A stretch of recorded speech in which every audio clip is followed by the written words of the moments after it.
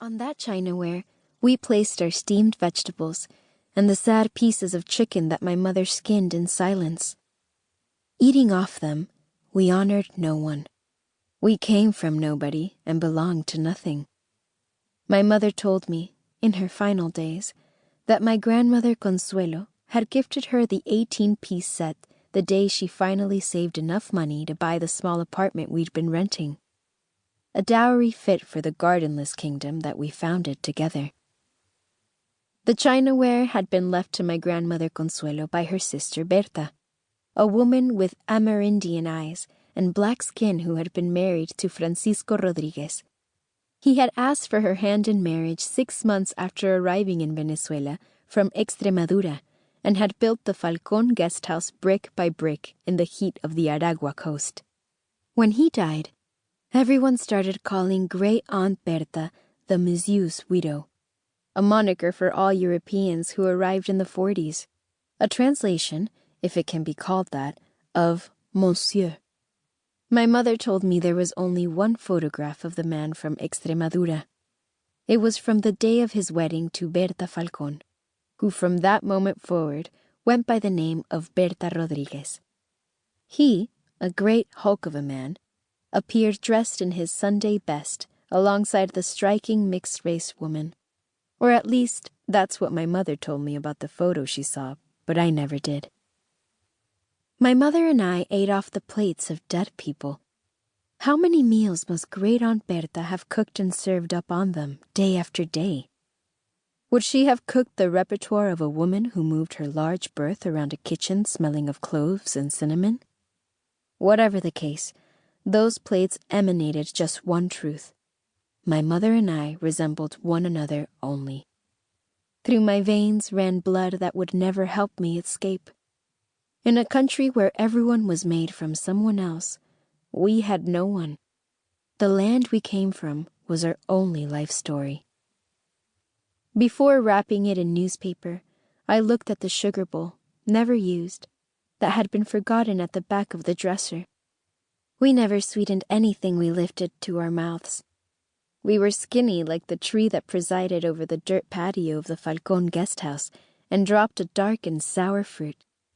We called them stone plums because of the tiny amount of flesh and the huge pit. Their centers distinguished them from other fruit. It was almost a pebble, a rough pit rounded off by the sour flesh that gave the small, withered trees, which once a year brought forth the miracle of their fruit, their name.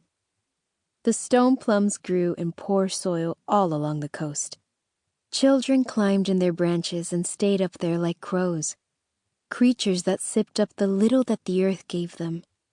If our trips to Ocumare coincided with the season, we brought back 2 or 3 bags chock-full. It was up to me to collect the best ones. My aunts prepared a viscous sweet with them. They let them soak all night and then boiled them with grated sugarcane blocks. After letting the mixture simmer over low heat for several hours, a dark treacle formed. Not just any plum would do, only those that were about to fall from the tree. If they were green, it was better not to touch them. The ones that were still ripening were no good either because they made the treacle bitter. They had to be fully ripe, almost purple, and round and soft. Collecting them was a painstaking process, accompanied by more than a few instructions. Squeeze them like this. Look. If it's soft like this, put it in the bag. As for the others, put them aside and wrap them in newspaper later. That's so they ripen. If you're not going to explain properly, Amelia, how do you expect her to understand? Don't eat too many. They'll upset your stomach. Take this bag. Not that bag, Amelia, this one. Clara and Amelia kept interrupting each other. I nodded. Then they let me go in peace. I wandered down the corridor and out to the patio. I climbed the tree and started pulling the fruit from the branches. Some came away easily, while others resisted, coming free only when I yanked them. When I was done, I gave my aunts the ripest fruit, perfect for the sweet that they prepared in their huge stockpots laden with fruit and syrup. I still remember their silhouettes through the steam, a cloud that always gave me enormous cravings as it enveloped those robust women who tipped kilos of sugar into boiling water and stirred it hard with their wooden spoons.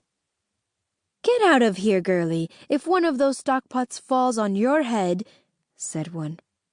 "You'll be crying all the way from here to Kingdom Come," finished the other.